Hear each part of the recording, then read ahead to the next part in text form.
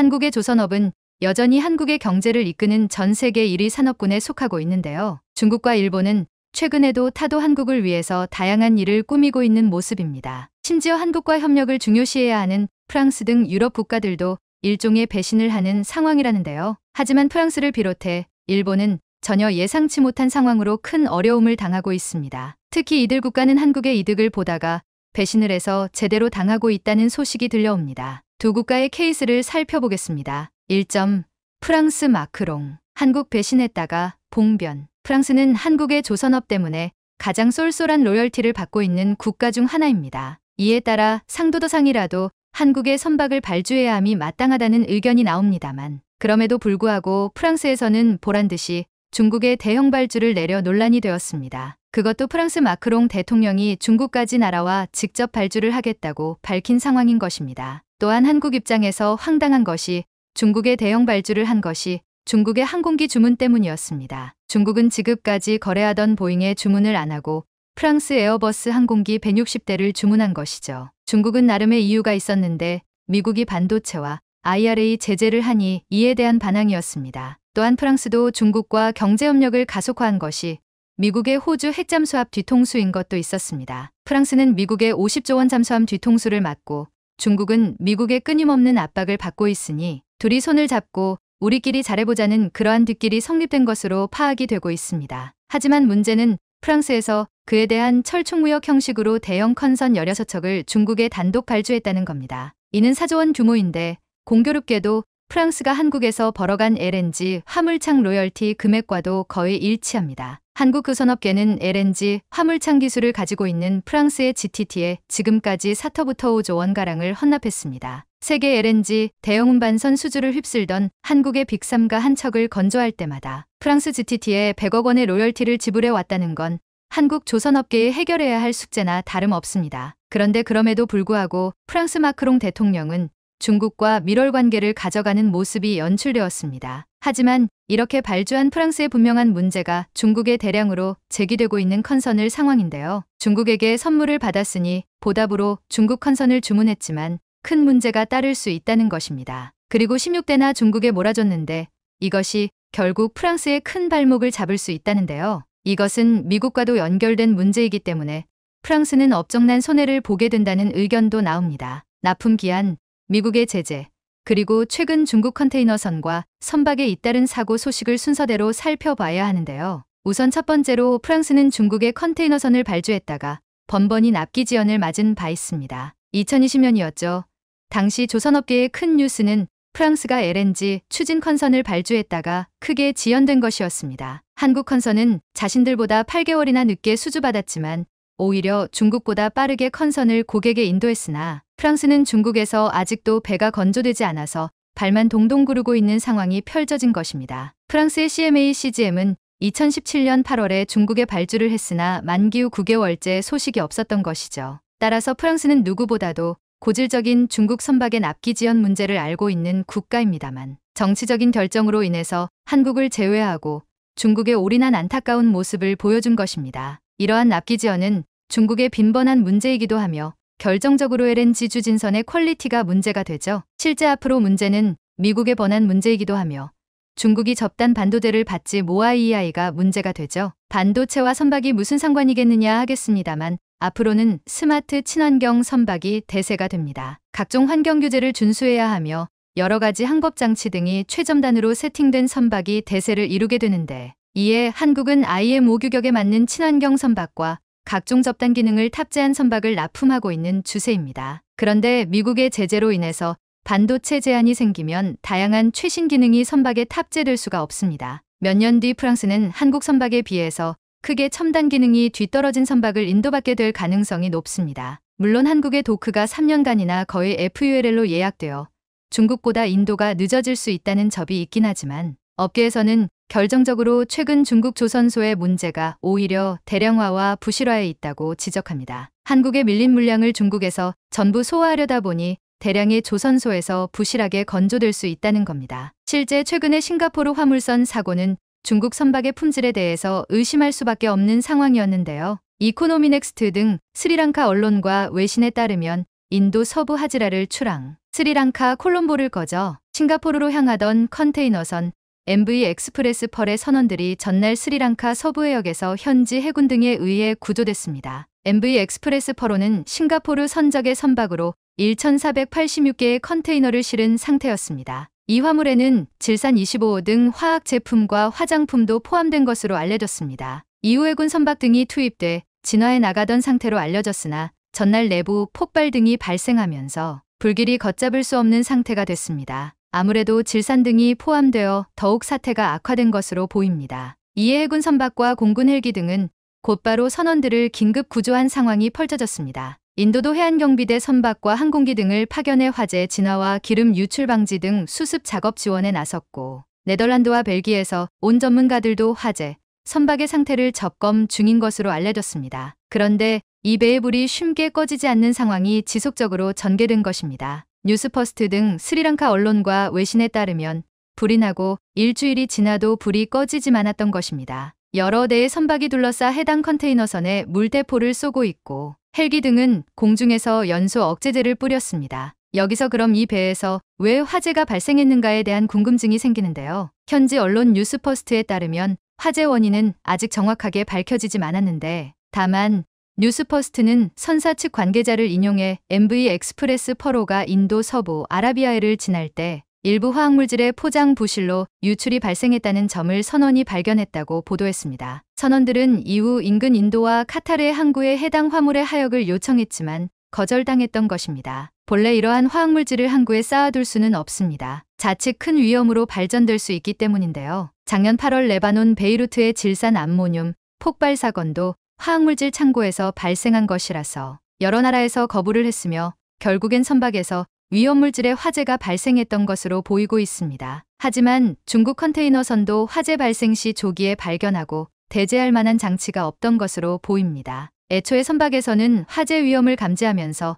적절한 대저가 가능한 시스템이 지원되어야 하는 것이지만 중국 선박에는 이와 관련한 방지 시스템도 없었고 또한 내구성도 다소 의문이 제기된 것으로도 보입니다. 왜냐하면 결국 이 선박이 침몰하기 시작한 것인데요. 컨테이너선의 화재를 잡기 위해서 다양한 선박들이 계속해서 많은 양의 물을 퍼부었는데 그 과정 가운데 배의 내구성이 약해져 침몰한 것으로 보이기 때문입니다. 네덜란드, 인도 등의 다국적 선박은 각고의 노력 끝에 결국에는 화재 진압을 성공했지만 그동안에 배가 약해져 버려 진물로 연결되어 버린 상황인 것입니다. 결국 침몰하는 과정에 컨테이너선 내부에 있던 각종 물질과 플라스틱이 계속 유출되는 상황이 나왔고 배에 실려있는 연료가 바다에 유출되면서 스리랑카의 해변이 크게 오염되기 시작한 것입니다. 관계자들은 보통 이런 경우에 선체 파손으로 인해서 침몰까지 가는 경우는 거의 없다고 파악했기 때문에 선미부터 가라앉기 시작한 MV 익스프레스 펄호를 보고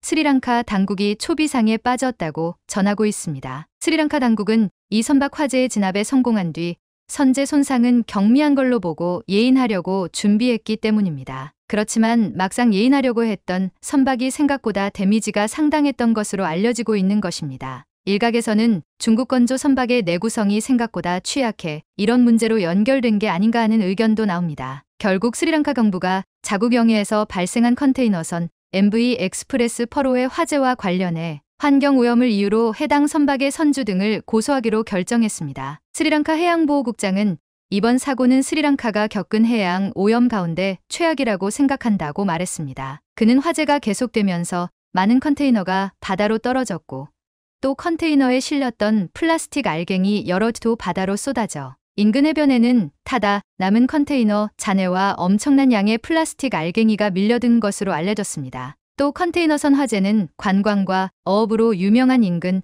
어촌 경제에도 심각한 타격을 줬습니다. 이런 가운데 한국의 현대중공업은 최근 AI 기반의 화재 감지 시스템을 개발해 성공의 선박에 탑재했습니다. 일본과 중국이 더 큰 사고를 일으키기 전에 한국의 조선사는 최접단 화재 방제 기능을 개발하고 있는 모습인데요. 이 시스템은 인공지능이 선박 내 화재를 감시하는 영상 분석 기반 안전 솔루션이기도 합니다. 인공지능이 엔진룸 등 선박 기계 구역에 설치된 20여 대의 폐쇄회로 CCTV 영상과 화재 빅데이터를 분석해 화재 초기 단계에서부터 불씨와 연기 등을 포착할 수 있습니다. 현대중공업그룹은 향후 선박 전체로 확대 적용해 안전관리를 강화해 나갈 예정입니다. 특히 이 시스템은 인공지능이 스스로 데이터를 쌓으며 학습하는 딥러닝 기술을 적용해 일반 카메라 형상으로도 기존 화재 감지 센서에서 빈번한 오경보, 가능성 등을 원천 제거할 수 있도록 정밀도를 높였습니다.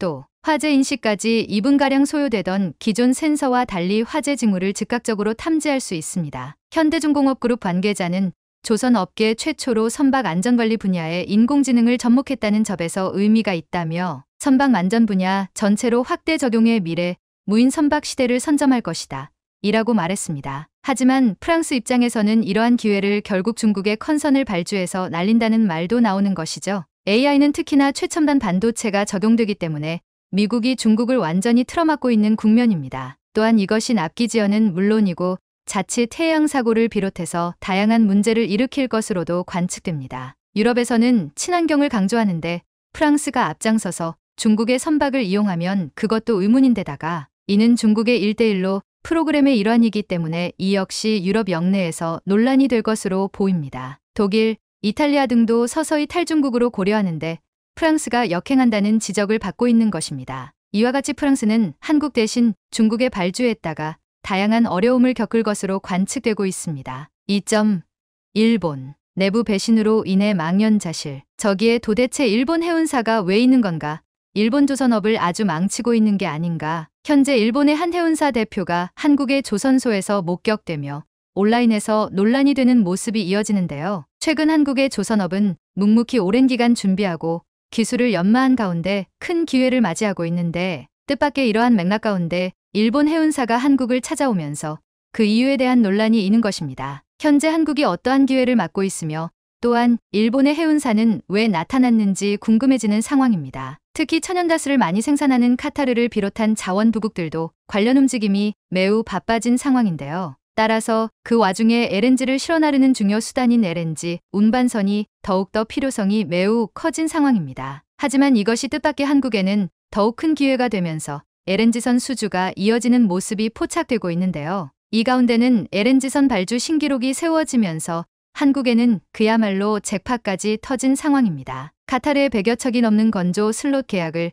그야말로 한국의 선사들이 줄줄이 체결하는 모습인 것입니다. 하지만 이런 친환경 선박과 더불어 한국의 중간급 조선소 역시 틈새 공략으로 수주를 이어가고 있습니다. HJ중공업은 LNG 추진 컨테이너 선박 2척을 수주해 약 2,500억 원의 실적을 올리는 모습입니다. 이처럼 한국조선업의 LNG 선박과 LNG 연료 추진선에 잇따른 잭팟이 터지자 주변국은 그저 부럽다는 반응인데 문제는 일본에서 이러한 상황 가운데 논란이 되는 움직임을 포착하면서 주목을 끌고 있는 것입니다. 일본은 사실상 초대형 LNG 선박을 제작할 만한 도크도 없어 한국의 성공을 보며 발만 동동 구르고 있는데 한때 전 세계 조선업 1위를 호령하던 기세는 없고 이제 한국을 쫓기 위해 중국과 합작하며 절치부심 중인데요. 중국 최대 민영조선사 양쯔장조선과 일본의 미쓰이는 멤브레인 탱크 기술을 확보하려고 애쓰고 있습니다. 또한 가와사키 중공업과 중국 해문사 COSCO 등도 기술 합작을 통해 LNG 선박 제작을 서두르고 있습니다. 이들은 일본의 기술과 중국의 규모, 인건비 등을 결합해 빠르게 한국을 타도한다는 목적인 것입니다. 자기들 각각이 하기에는 너무나 프로젝트가 크고 기술과 인건비 문제로 인해 합작을 한 것인데요. 일본에서는 중국의 기술 유출 등 그야말로 울며 겨자 먹기로 합작하지만 현재로서는 방법이 없는 것입니다. 하지만 선주들은 당분간은 한국 LNG선에 올인할 수밖에 없다는 것이 관계자들의 설명입니다. 기술 격차도 크고 대당 가격이 매우 비싼 초고부가 가치 선박이라서 가격보다 품질이 우선된다는 것입니다. 하지만 그런데 이 와중에 두동강 컨테이너선으로 알려진 일본의 MOL 미쓰이에서 한국을 찾았는데요. 대우조선해양은 친환경 액화천 연가스 LNG 절이 기술과 스마트십 솔루션에 대한 시연회를 지난 15일 경남거제 옥포조선소 내 에너지 시스템 실험센터에서 진행했다고 23일 밝혔습니다. 행사에는 그리스 마란가스 노르웨이 프론트라인, 독일 하팡로이드 등 그야말로 큰 손 선주들이 모였습니다. 그리스 같은 경우는 대우 조선해양에 오랫동안 주문을 해온 거대 선주라 해당 행사를 참여해왔고 이번엔 대우가 자재 개발한 LNG 제액화 시스템 NRS의 성능을 선보이자 이를 잠관하러 방문한 것입니다. NRS는 LNG 운반선의 운영 효율을 높이는 핵심 장비로 질소를 냉매로 활용해 운항 중에 자연 증발하는 천연가스를 모아 다시 액체로 바꿔 저장하는 최신 기술입니다. 이러 기술을 선보이는 것은 LNG, 운반선이나 LNG 주진 선박에 적용되는 기술들이 앞으로 친환경 조건을 만족해야 하며 신뢰할 수 있는 한국의 조선사들이 이를 입증하기 위함인 것입니다. 그런데 이러한 시연회에 일본의 미쓰이 MOL까지 참관해서 한국 선박에 대한 발주의항을 비춘 것입니다. 결국에는 일본 역시 어쩔 수 없이 한국의 LNG 관련 선박을 주문 넣는 모습이 연출된 것입니다. 특히 일본의 경우 자국 갈줄 비율이 거의 100%에 달할 정도로 자국 조선소를 우선적으로 고려합니다. 이것은 일본의 국가 정책이기도 하며 조선업만큼은 절대로 포기할 수 없다는 의지인 것입니다. 관계자들은 일본에서 한국의 배를 주문한다는 것은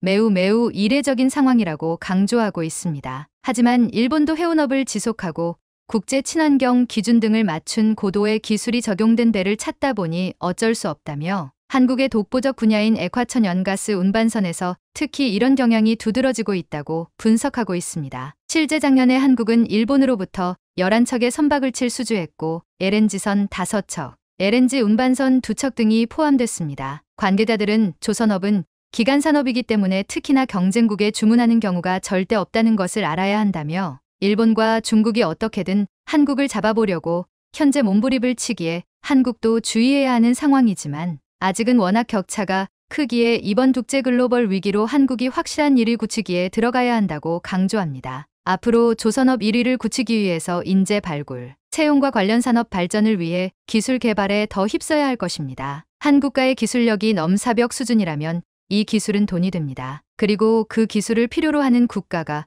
오일머니로 무장한 중동국가라면 그 가치는 상상을 초월하게 되죠. 그런데 최근 왕실 재산만 2,500조 원이 넘는 것으로 알려진 사우디아라비아가 추진하는 초대형 프로젝트에 한국이 꼭 참여해달라며 요청서 하나를 보내왔는데요. 며칠 전 사우디아라비아는 한국에게 12조 원짜리 원자력 발전소를 건설하고 싶다며 그 입찰 계약에 한국이 꼭 참여해달라고 요청해왔습니다. 보통 대규모 프로젝트에 아무나 입찰에 참여하면 발주사 입장에서도 부적합한 입찰자를 걸러내는데 많은 시간이 걸리기 마련이고 또한 이것이 국가가 발주하는 사업이라면 괜히 입찰 과정에서 외교관계상 껄끄러운 일이 생기기 마련입니다. 이에 사우디아라비아는 아예 입찰에 참여할 국가를 정해서 참여 요청서를 보냈는데 한국과 프랑스, 중국, 러시아 4개국으로 알려졌습니다. 사우디아라비아는 자국에서 필요한 전기 생산의 보물 같은 원유를 사용하기보다는 아예 가성비 높은 원자력 발전소를 건설해 충당하기로 했는데 사우디 외곽 지역에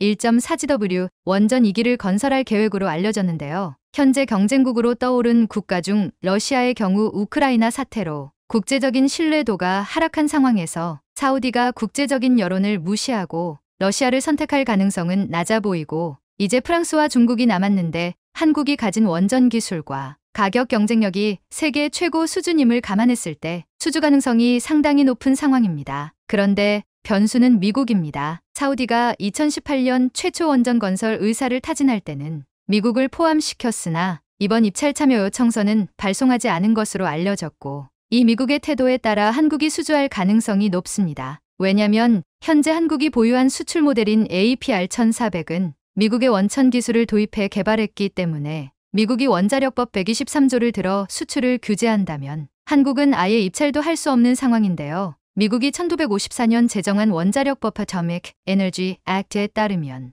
미국이 원천 기술을 보유한 핵물질, 기자재, 기술을 사용하려면 원자력법을 적용받게 되는데 그 핵심은 국제원자력기구 IAEA의 사찰입니다. 사우디는 현재 이란의 핵개발을 견제한다는 이유를 들어 자국 내 IAEA의 사찰을 거부하고 있는데 미국이 만약 사우디에게 사찰을 강요한다면 한국은 아예 수출이 불가능해집니다. 왜냐면 수출 모델 APR1400은 미국의 원천 기술이 도입해 개발되었으므로 수출때는 미국의 원자력법 123조를 적용해 미국 정부와 의회의 사전 동의가 필요하니까요. 그럼 왜 사우디는 한국을 콕 집어 입찰에 참여해달라고 요청한 것일까요? 그 배경에는 아랍에미레이트에서 가동 중인 바라카 원전이 자리하고 있습니다. 2009년 12월 한국은 UAE로부터 총 4기의 원전을 22조 원에 수주했는데 2012년 7월 착공해 현재 2호기가 3업 운전을 시작했습니다. UAE 원자력공사는 지난 3월 24일 바라카 원전 2호기가 상업 운전을 시작했다면서 탄소 배출 없는 1400MW 전력이 국가전력망에 추가됐다고 발표했는데요.